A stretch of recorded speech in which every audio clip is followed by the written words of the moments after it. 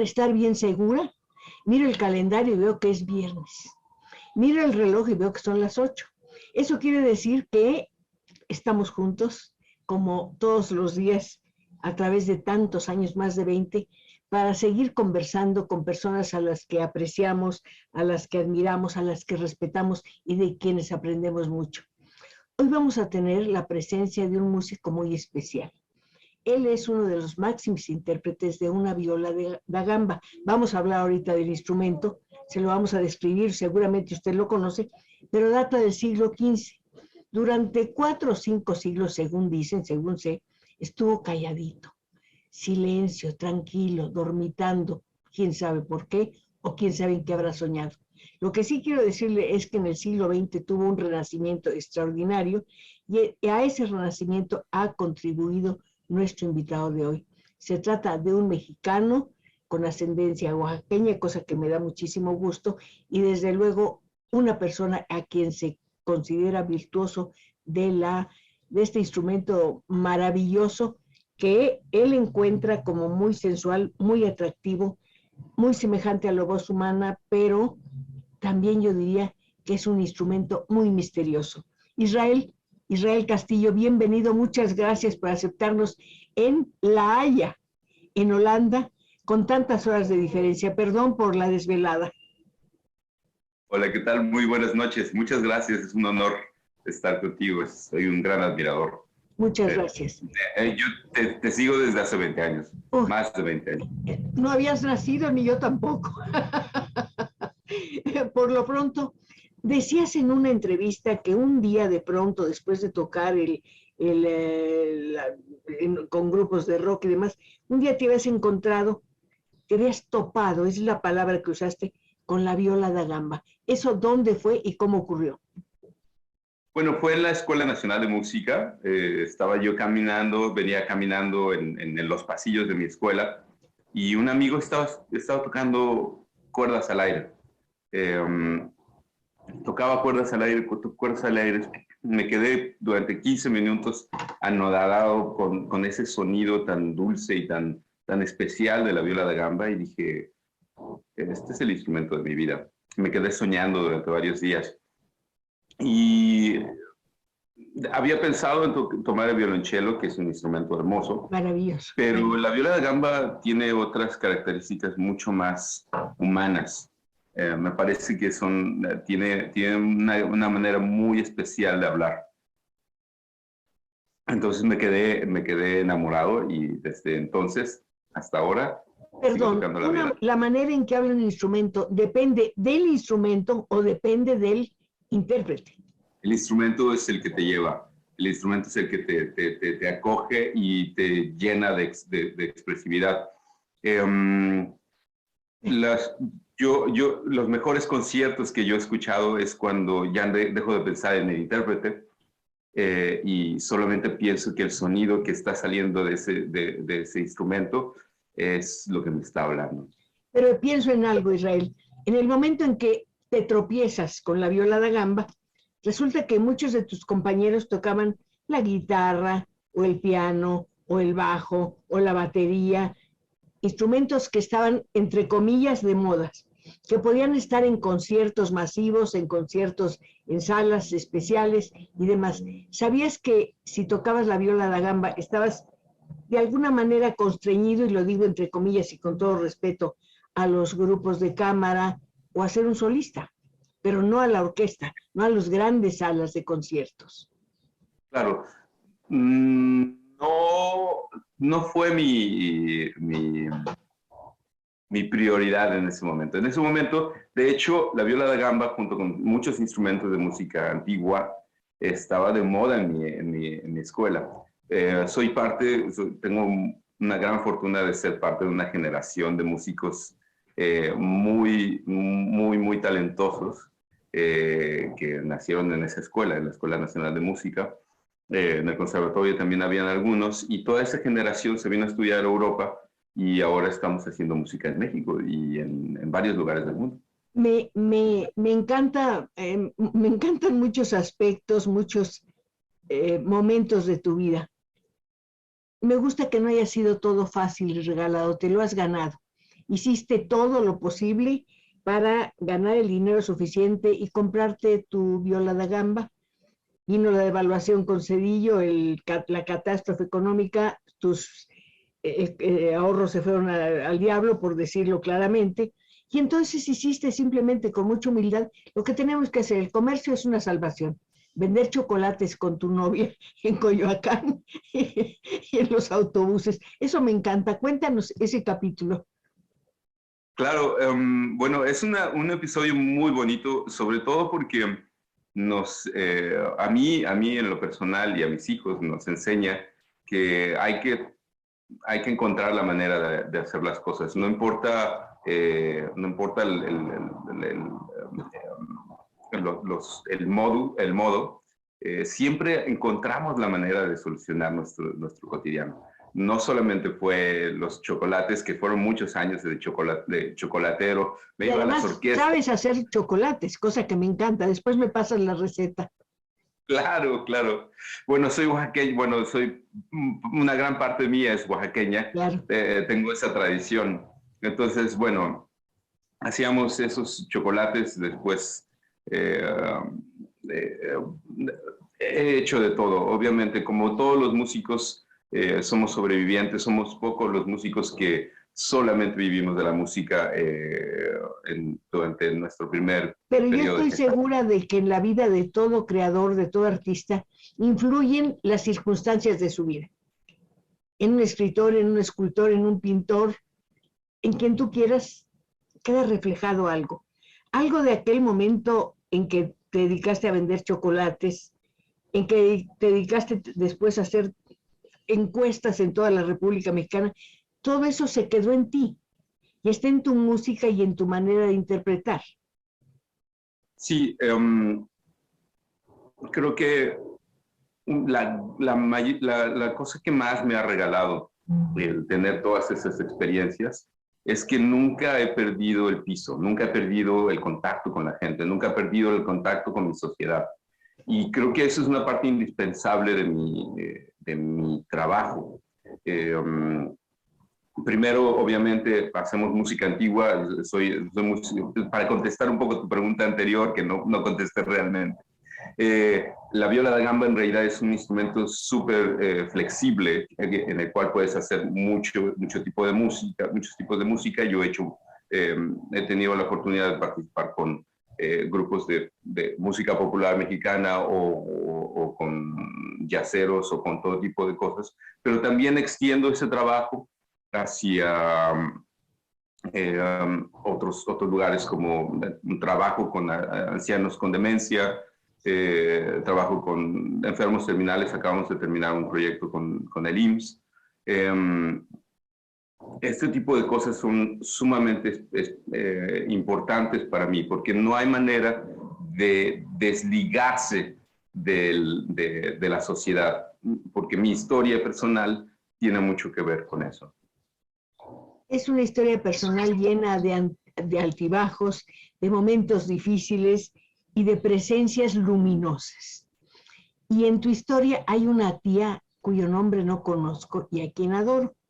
Resulta que ella hizo una colecta para que pudieras ajustar el precio de un boleto a Europa, y esto fue cuando te encontrabas en Nueva Zelanda. Me puse a estudiar lo que es Nueva Zelanda. Oye, qué país más prodigioso. Háblanos de tu experiencia ahí, de la música que oíste, de lo que viste. Primero que nada, se llama Danira Castillo, tiene nombre y apellido, y es ¿Danira? Danira. Y esta mujer, igual que todas las mujeres cuchitecas, tiene esa cualidad de ser generoso. Una cosa que cualquier persona indígena puede decirte con todo el corazón es que entre más tienes, más das. Esa es como la regla más indispensable. Pero hay una regla horrible también. Entre más tienes, más quieres, dicen. Sí. Bueno,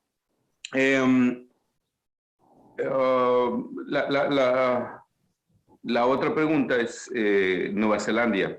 Bueno, Nueva Zelanda fue una experiencia extraordinaria Yo tuve mi periodo de gestación como chelista en Nueva Zelanda. Tuve mis 9 meses de estudio de violonchelo, porque no había una viola da gamba. No existían las violas da gamba en Nueva Zelanda, no había ni una sola.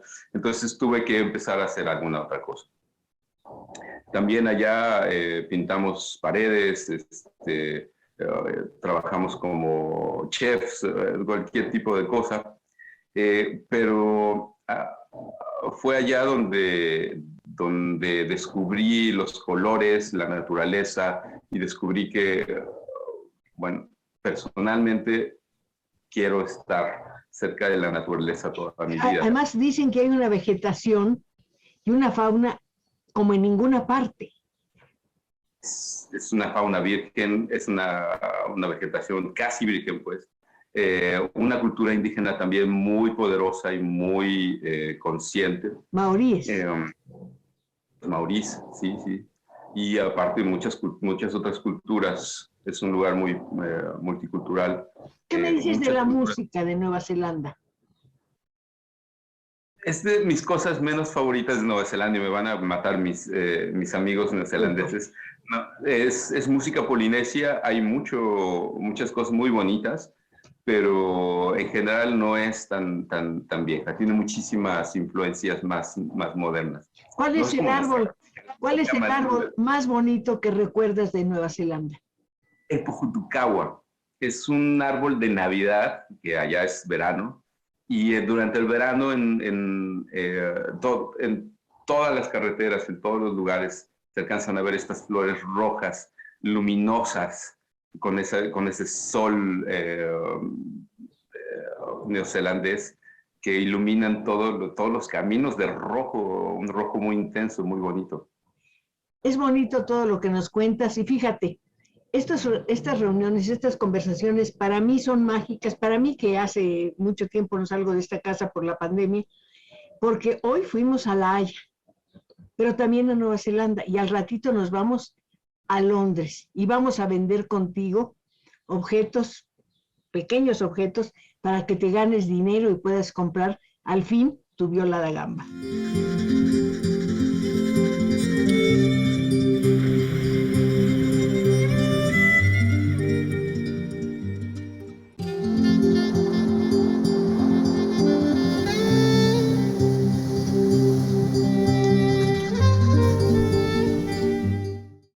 Israel Castillo, uno de los grandes intérpretes de este instrumento mágico, maravilloso, misterioso, sensual, lleno de tiempo y de historia. Me refiero a la viola da gamba. Israel, ¿cuánto tiempo duraste en Nueva Zelanda? Por cierto, no sé cómo se dice, ¿Nueva Zelanda o Nueva Zelandia? Se usan los dos, Nueva Zelandia y Nueva Zelanda. Porque lo vi en el diccionario y pensé en salir de dudas hablando contigo. De ahí te vas a Londres y te pones a vender cosas decidido a comprar tu viola y a estudiar.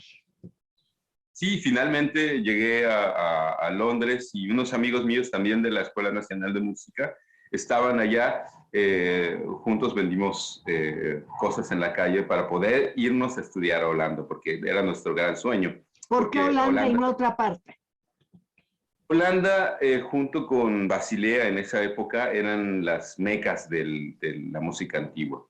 Ahora hay más música antigua, está diseminado por toda Europa y por México también, y por toda Latinoamérica, pero en ese entonces esos eran los lugares a los que teníamos que llegar para poder estudiar. ¿Qué tan posible económicamente era ingresar a los centros de estudios de la música antigua? En ese entonces, de hecho, era mucho más fácil que hoy en día. Las colegiaturas eran muy baratas.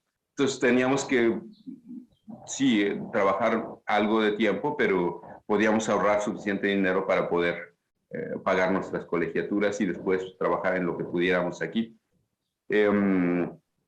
Sí, por fin compré una viola da gamba muy barata. ¿Te puedo preguntar cuánto te costó? ¿Cómo era? ¿Cómo es? ¿Cuánto pesa? El encordado, el arco, lo que sea, todo. Costó 900 libras, que en ese entonces mucho era dinero, bastante. Mucho dinero. Compré un arco junto con eso que costó otros 500 euros. Era una viola de gamba checa que estaba hecha en una fábrica, era bastante escueta, era de 6 cuerdas, y esa viola de gamba me acompañó durante el primer año de mis estudios, pero muy inmediatamente se volvió bastante obsoleta y tuve que pedir prestado una viola de gamba de la escuela. ¿De qué madera se hace una viola da gamba? Sobre todo es pino en la tapa, arce en las costillas. Muchas violas de gamba y muchos instrumentos de cuerda tienen ébano en el diapasón. Pero sí, pino sobre todo es de lo que más se usa. ¿Cuánto pesa una viola da gamba? ¿De qué tamaño es la más pequeña? ¿Qué tan grande es la que sigue? Tiene muchísimos pesos. Eso es una cosa fascinante de la viola da gamba, porque la viola da gamba, a diferencia de los violines, de la familia de los violines, no estaba hecha con moldes. Entonces, el laudero, la persona que lo estaba haciendo, hacía todas las violas a ojo de buen cubero, entre comillas. Hacía los cortes y diseñaba el instrumento de acuerdo a lo que le nacía en el momento. Entonces, hay formas de todo tipo y hay maderas de todo tipo. Entonces, no te puedo dar un peso exacto, pero está alrededor de los 7 o 6 kilogramos. Bueno, atrás de ti hay una viola da gamba diminuta, otra mediana y otra más grande. En la pequeña, ¿qué tocas, Israel? Se toca en conjunto de violas da gamba. La viola soprano es el equivalente al violín. Y en la época en la que se gestaron tanto el violín como la viola da gamba, se tocaba en conjuntos de violas. Entonces se tocaba el violín, luego había un instrumento equivalente a la viola que tenemos en la orquesta, luego el bajo, que es el equivalente al violonchelo, y luego un contrabajo. Y esos son los equivalentes a las voces humanas, a los coros. Entonces por eso se hacían en familias. Se trataba de imitar a la voz humana. Sí. Entonces, bueno, toda la música además era música coral, era música que tenía 4 voces. Además hay que decir que son, bueno, relativamente pocos los compositores que han hecho música para viola da gamba. Está Bach, desde luego, y desde luego está Telemann, que para ti es sumamente importante. Al contrario de lo que se podría pensar, de hecho, la música para viola da gamba es mucho más extensa que la música del violín, por ejemplo. Pensé que era muy reducida. Exacto, pero lo que pasa es que lo que sucede es que de mediados de 1400 a mediados de los 1700, el poder, la hegemonía de la viola da gamba había una hegemonía de la viola da gamba en los círculos más privilegiados de la sociedad. En la calle y en las orquestas y en todos estos otros lugares se usaban la familia de los violines por diversas razones. Entonces, la gran mayoría de la música para viola da gamba, como mencionabas anteriormente, es música de cámara, música para pequeñas combinaciones. No para orquesta, excepto en Händel, que parece que sí hay obras orquestales de Händel donde se incluye la viola da gamba. Pero esto es muy curioso, siempre desde un lugar bastante aristocrático, siempre es el instrumento solista. Es un instrumento que se asocia con muchas cosas, con la muerte, una de ellas, en el caso de Bach, en sus pasiones se asocia con la muerte y con cargar la cruz de Cristo. El sacrificio. Pero el sacrificio. En el caso de Händel hay también este sacrificio de Ícaro en una de sus cantatas, o esta cosa trágica de Ícaro, la historia de Ícaro. Y siempre hay como cierta asociación muy específica y muy de solista, muy especial. Era muy especial escuchar una viola da gamba en la época de Bach o en la época de Händel, pero mucho antes era mucho más común. Y sobre todo en conjuntos de 4 voces o cualquier cosa, siempre se acompañaban las voces con instrumentos de cuerda. En nuestro país, en la Catedral de Puebla, tenemos muy claros documentos que nos dicen que las voces se doblaban con las violas da gamba. y eso sucedía probablemente en toda Latinoamérica. Actualmente hay música, y estoy dando un salto, pero se relaciona, hay compositores que hayan hecho obras en esta época, nuestros contemporáneos, digamos, para viola da gamba. Justo este fin de semana voy a ir a grabar a Inglaterra, justo me voy mañana. Fantástico. 10 piezas que hizo la compositora mexicana Jimena Maldonado. Tú has trabajado mucho con ella, con Jimena. Exactamente. A partir de un proyecto que tuvimos de colecta para los damnificados del terremoto del 2017. Sí, hicimos un proyecto con un pintor mexicano, juchiteco, que se llama Cristian Pineda, que hicimos piezas a partir de sus piezas y ahora vamos a grabarlas, son 10 piezas de música contemporánea. Hay mucha música contemporánea, poca para viola da gamba y electrónicos. En este caso los electrónicos están hechos por Juanlu Montero. Perdón que te interrumpa, es un músico que me interesa mucho, de quien nunca había oído hablar. Gracias a ti lo conozco, háblame un poco de él. De Juanlu Montero. Sí. Juanlu es un compositor, también estudió en la Escuela de La Haya. Sobre todo se dedica a el trabajo, la producción de sonidos nuevos a partir de tecnologías. Perdón, perdón, no entiendo. ¿Qué es un sonido nuevo? Bueno, sonidos que no son comunes, que no son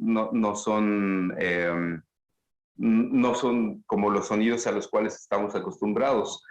Hay otro tipo de texturas cuando uno pone a la tecnología a trabajar. Tú eres muy joven, ¿cómo sientes esos nuevos sonidos? Joven, bueno, muchas gracias por el cumplido. No hablemos del tema, sigamos adelante. No, para mí ha sido, yo he estado siempre enamorado de la música contemporánea.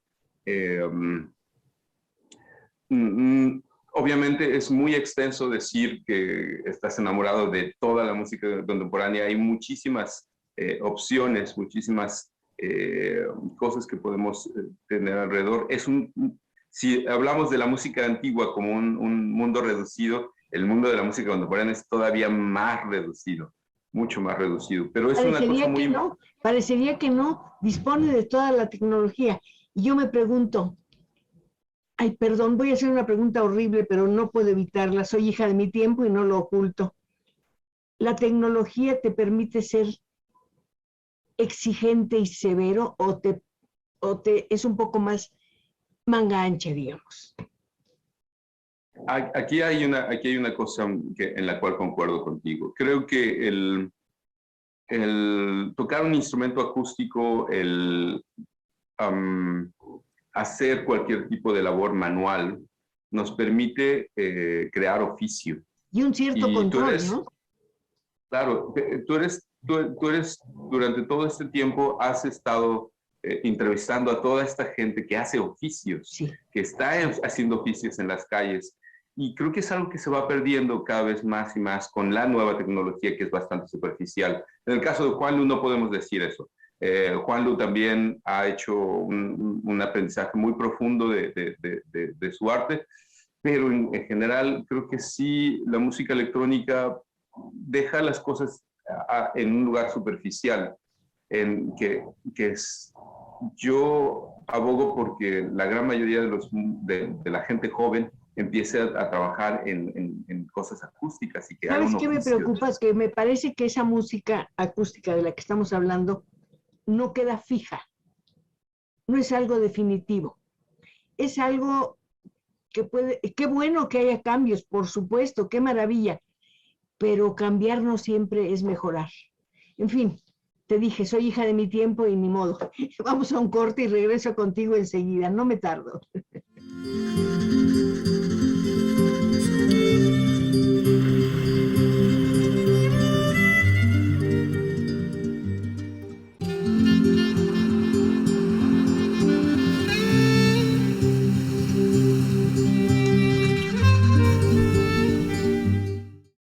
acercarse a un creador como Israel Castillo es acercarse a su mundo, a su infancia, una infancia que tú describes como llena de música en las calles de la Ciudad de México. Es uno de los prodigios de esta ciudad, que tiene muchos en las calles de Cuchitán o en las calles de Comonfort, el pueblo de tu mamá, en Guanajuato. Es mi paisana. Adelante.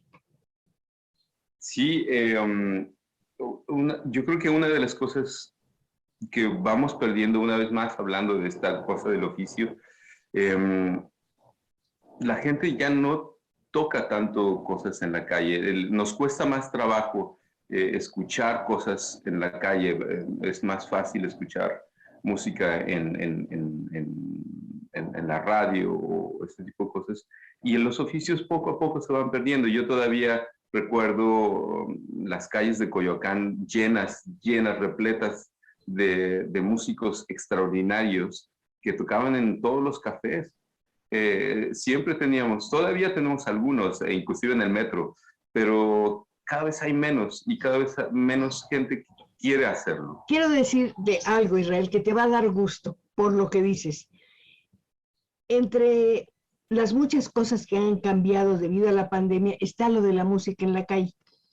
En esta colonia se presentan no sé cuántas veces al día magníficos músicos callejeros que vienen a tocar porque ya no tienen grupos donde presentarse o lugares donde presentarse, mejor dicho. Y entonces hay algunos que son absolutamente conmovedores. Y hay un grupo de muchachos que toca con basura, con el bote de la basura, con la cazuela que le sobra a su mamá, y se llama la Orquesta Basura, y es maravillosa. Si un día vienes a México, te los recomiendo para que los vayas a escuchar. Claro, hay que hacerlo. Yo creo que hay que recuperar esos oficios, hay que recuperar el oficio de hacer música para la gente. No hay otra manera, no hay otra manera de sobrevivir. Nosotros, como músicos de música clásica, estamos bastante, sí, spoiled, no me acuerdo cómo se dice en español. Consentidos. Sí, tenemos siempre estas salas de conciertos. Consentidos, privilegiados. Ahora, yo te voy a decir una cosa. Aquí en México, un doctor, un dentista, hizo un impulso muy importante, sacar las esculturas de los museos y ponerlos en el Paseo de la Reforma o en la Plaza de la Revolución, sí, o en Madero. Y alguien me decía una vez en una entrevista callejera, fíjese, yo todos los días paso en el metro por aquí, en la combi por aquí, y me aburría. Pero ahora voy viendo las esculturas. Yo nunca había visto una escultura. Fíjate cómo cambió su vida. Ha ocurrido lo mismo de alguna manera con la crisis económica, con la música. En la ciudad, en el centro, encuentras clarinetistas, chelistas, personas que tocaban en una orquesta y que ahora están dando sus creaciones a las personas que pasan por la calle y embellecen la calle. Eso es maravilloso, Israel. Eso es extraordinario. Una de las cosas que poco a poco se fueron perdiendo en Europa. Cuando yo llegué, la gente también, aquí pasaba lo mismo. La gente estaba en la calle tocando y poco a poco empezaron a haber prohibiciones. Toda esta idea de tener calles limpias donde no hay gente es completamente absurdo. Solamente no, para que no se lea la historia de la gente, para que no se lea la realidad, ¿no? Eso es dejar de lado, desaparecer la historia de la gente. Oye, vendiste chocolatitos, fuiste ayudante de un ingeniero de sonido en la colonia Nápoles, y hiciste encuestas en toda la República, pero ¿alguna vez has tocado en la calle, solito, con una gorra para que caiga el dinero? ¿Por qué no? Claro que sí, claro que sí. Tocaba también, vendía chocolates y además tocaba en Coyoacán, sí, también era eso. En todas partes, donde puedo, todavía me dan muchas ganas, todavía, yo creo que la última vez que lo hice, lo habré hecho hace unos 7 años, que me dieron ganas de pararme, aunque ya no ponía sombrero, pero me daban ganas de tocar para la gente, porque es algo tan tan enriquecedor. Bueno, desde ahí, digo, aparte ya viene todo lo demás, que a partir de esa necesidad de estar con la gente, que yo no podía estar nada más en un escenario. Necesitaba estar más con la gente, que es a partir de eso que empiezo a hacer estos otros proyectos. Acabas de usar una expresión que me ayuda mucho, tocar para la gente, pero sobre todo la gente más necesitada, más angustiada, más presionada por su experiencia actual o por sus recuerdos. Formas parte de proyectos que para mí son muy importantes y muy valiosos. Por ejemplo, música y demencia. Sí, el proyecto de música y demencia es muy importante, creo que es muy importante para el país también. La educación que tenemos en nuestro país para entender a gente que tiene Alzheimer o demencia es muy poca. Necesitamos encontrar una manera de educar a la gente. Perdón, la música es realmente terapéutica, porque yo oía que, por ejemplo, la música de Mozart ayuda a las personas a aliviarse de ciertos males. Eso es cierto, yo lo creo, pero quiero que tú me lo digas porque eres un experto. Hay dos cosas que suceden con la música. El proyecto que nosotros hacemos incluye dos cosas. Incluye la música per se, pero también incluye que el anciano pueda crear música, pueda crear nuevos sonidos. ¿Cómo, Israel, si no sabe, si nunca ha tenido un instrumento en su mano?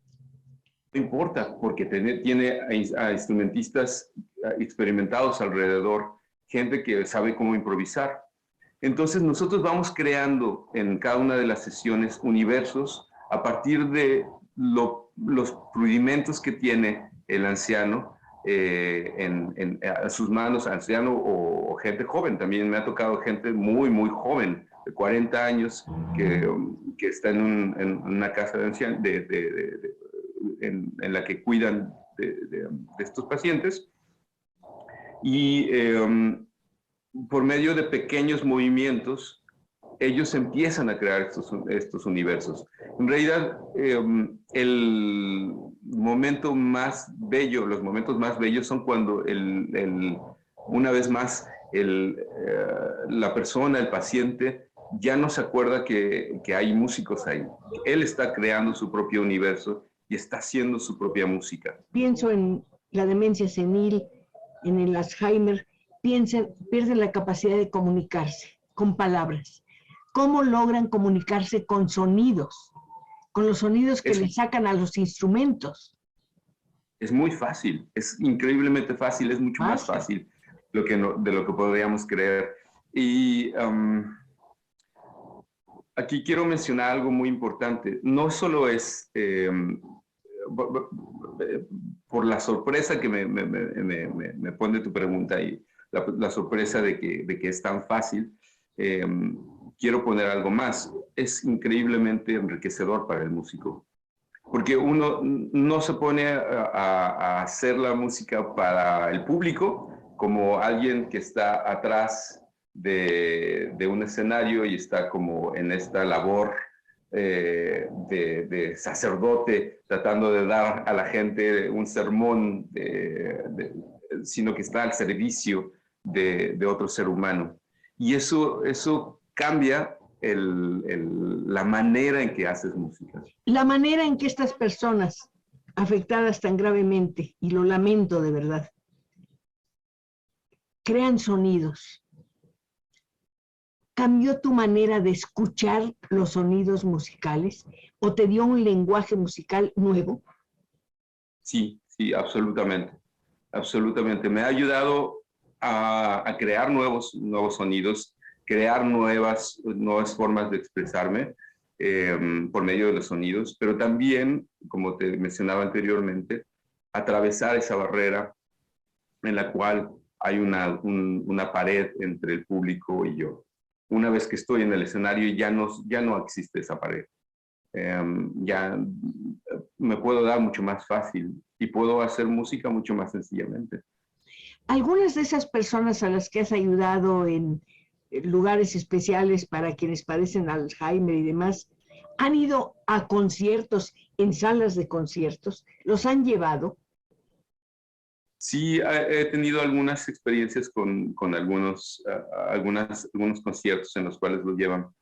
Es muy difícil porque eso implica una infraestructura enorme, Sí. pero sí, en Holanda sí se llega a hacer. En su gran mayoría lo que preferimos es ir a las casas. En Holanda hay ciudades enteras para personas con demencia. ¿Cómo ciudades Ciudades enteras? No, no, Israel, ciudades enteras, ¿qué quieres decir con eso? ¿Colonias o ciudades? Ciudad entera se hizo al norte de Holanda para personas con Alzheimer y demencia. ¿Cómo son esas ciudades? Pues están llenas de enfermeros, están llenas de pacientes, y la gente puede vivir normalmente como en su propia casa, sin necesidad de estar en un hospital, en un solo cuarto, en una sola viven en su propia, viven con todos los cuidados del mundo. Hay un mecanismo por medio del cual los protegen. Todas las casas están diseñadas para ellos. Son cosas geniales. ¿Qué pasa con las familias de esas personas? ¿Qué sabes de eso? Es muy importante. Es muy importante. Yo creo que una de las grandes ventajas de México en ese aspecto es que la familia nunca se va. La familia siempre está cerca. Es difícil porque no hay educación y no es fácil para una persona que se dedica a cuidar de una persona con Alzheimer o con demencia, pero siempre se mantiene ese contacto. Las personas aquí muchas veces se quedan olvidadas en una casa de ancianos. La única comunicación que tienen es con los enfermeros, con esas pequeñas cosas que venimos a hacer nosotros o con otros pacientes. Es terrible porque quieres ver a tu familia todo el tiempo. Es de lo único que te acuerdas, es lo único que recuerdas. Es de las pocas cosas que se empiezan a ir mucho más, de las cosas que se van más lejos. Una última cosa, muy rápido. ¿Quién sostiene esas ciudades? El gobierno holandés. El gobierno holandés, algunas asociaciones privadas. Nuestros proyectos los auspician asociaciones privadas, orquestas, instituciones culturales. Tal vez a la entrada de esas ciudades hay un letrero que diga: ¿ha llegado usted a la ciudad donde todos padecen la enfermedad de olvido? Espero que... no quiero pensar más en eso por ahora. Vamos a un corte, ¿sí?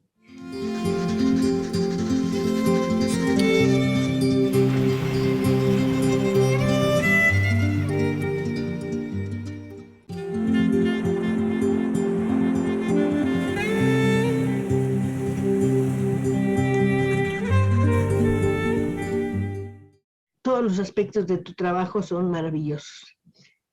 Los reconoce todo el mundo, los reconozco yo, y también me agrada mucho decírtelo y expresarlo. Pero hay en esa tarea una palabra mágica: improvisación con niños en condiciones difíciles y refugiados de la guerra de Afganistán, cuya situación me estremece. Me gustaría que habláramos de eso, si es posible. Sí, estos proyectos fueron hechos no solamente por mí, fueron proyectos que se han hecho a partir de otro proyecto más grande todavía, que pretende solucionar uno de los grandes problemas de la música clásica, la música en nuestros conservatorios, más bien de la enseñanza de la música, que es el proyecto de NAIP, Nuevas Audiencias y Práctica Innovadora. Es una maestría, ¿verdad? ¿Es una maestría? La primera maestría musical europea. Está dada por varios conservatorios en Europa, son de manera simultánea. Y de lo que se trata es de buscar la manera en que el alumno puede crear proyectos que vayan más ligados hacia su comunidad. Sí. Entonces, para poderlo hacer, se hacen este tipo de proyectos. Uno de ellos era con los refugiados de la guerra de Afganistán, Estábamos en Austria, en un curso de música, y los fuimos a visitar. Ellos estaban a varios kilómetros de distancia de la ciudad. Los tenían completamente aislados. La sociedad es muy racista en Austria. Y para la cosa final que hicimos, los trajimos a la plaza. Una cosa terrible era cómo había esta distonía entre la sociedad austriaca y estos refugiados que estaban aislados completamente. ¿Esos refugiados tenían desconfianza? ¿Tenían temor? Tenían mucho temor, y también los austriacos. Cuando los pusimos juntos y nos pusimos a hacer música juntos todos, la cosa cambió. La impresión que ellos tuvieron de estos refugiados de la guerra era completamente distinta. Ese tipo de cosas van sucediendo, y creo que es algo que te emociona como músico, que te nutre como músico, y que una vez que ya empiezas a hacer los proyectos afuera de la maestría, empiezas a entender por qué hacerlos. Empiezas a entender por qué crear desde otro lugar, y cómo se puede lograr tener verdaderamente muchas y nuevas audiencias a partir de crear tus propios proyectos. Cuando esas personas improvisan, ¿qué escuchas? Siempre se improvisa, siempre también este tipo de proyectos son horizontales, no son verticales. No existe el maestro o el músico experimentado, todos somos músicos experimentados. Sí. Y bueno, empiezas a aprender que hay toda una gama de sensibilidades musicales que tienen que ver con tu cultura, con la manera en que creciste, con tu familia, la manera en que, por ejemplo, estos refugiados afganos tocaban música era increíble. La tenían todos los días hacían música con su familia, con las familias de junto, todos tocaban música. Esa era una gran fortuna, eso fue algo extraordinario. Pero este tipo de verticalidad, de horizontalidad, te puede regalar esas nuevas maneras de tocar, nuevas maneras de percibir tu arte y de crear. ¿No? Hay momentos. No sé cómo decirlo.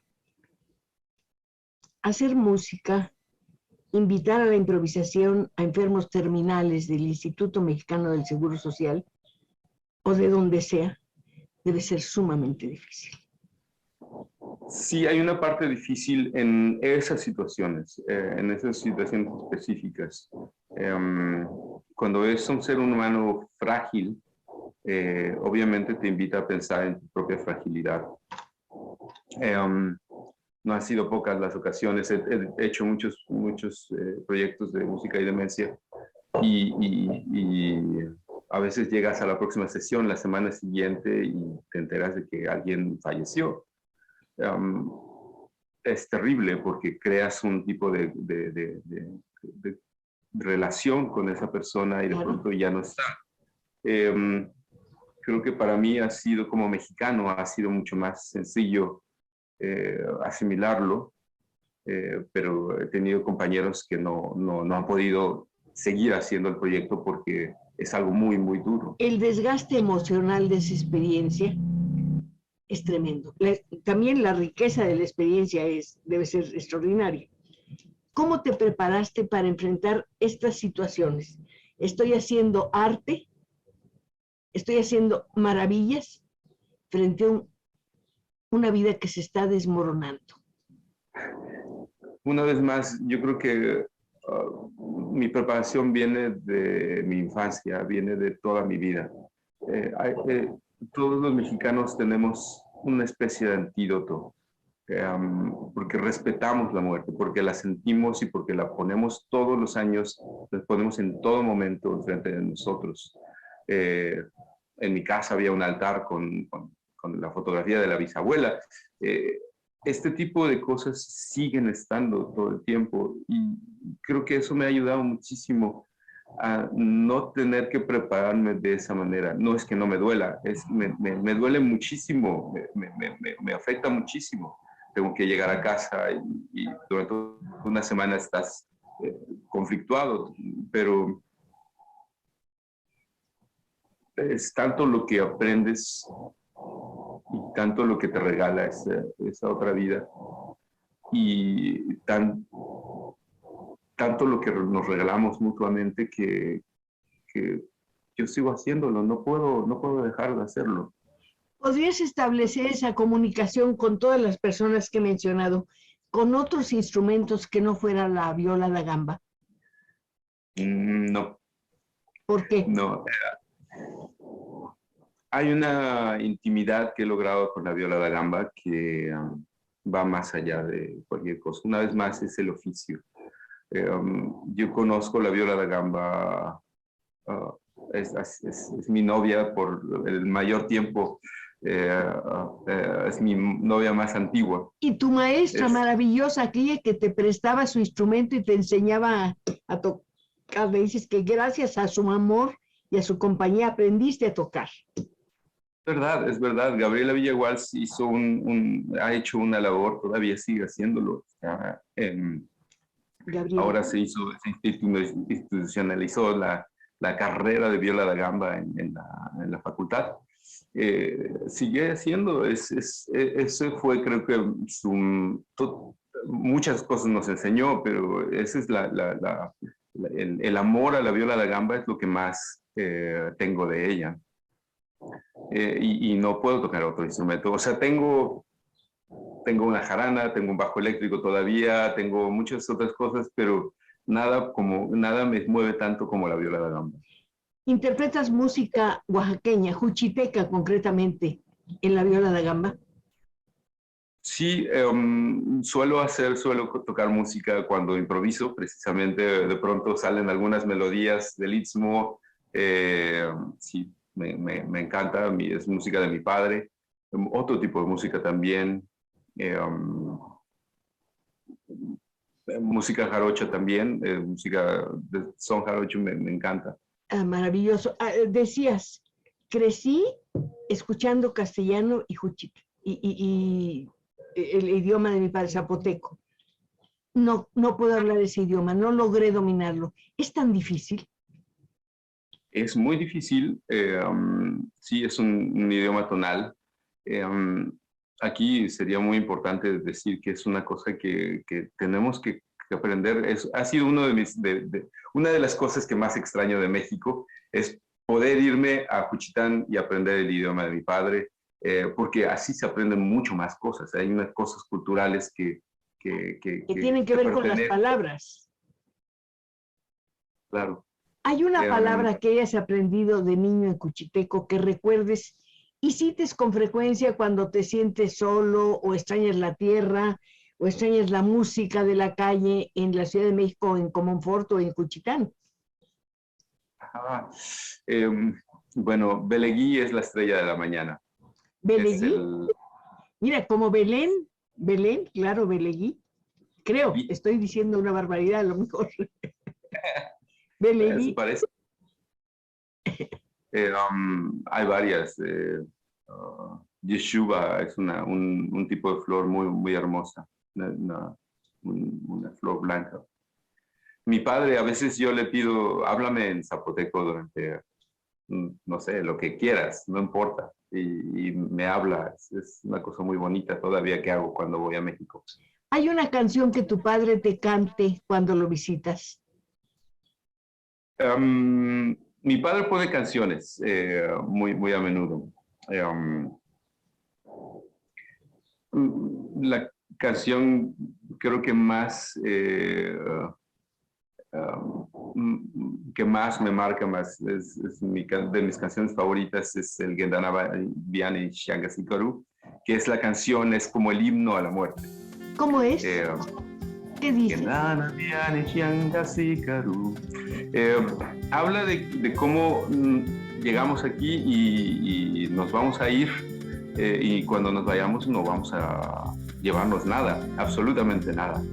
Es la historia aquella, pero cantada en zapoteco. A lo mejor no dejamos nada, o a lo mejor dejamos simplemente un pequeño recuerdo que tiene que ver con los sabores, con el color, con las flores y desde luego con esa maravilla que es la música.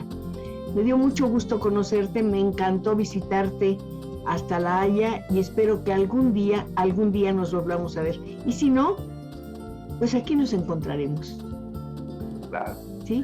A través de Zoom o de la música de Telemann. ¿Qué te parece? Muchísimas gracias.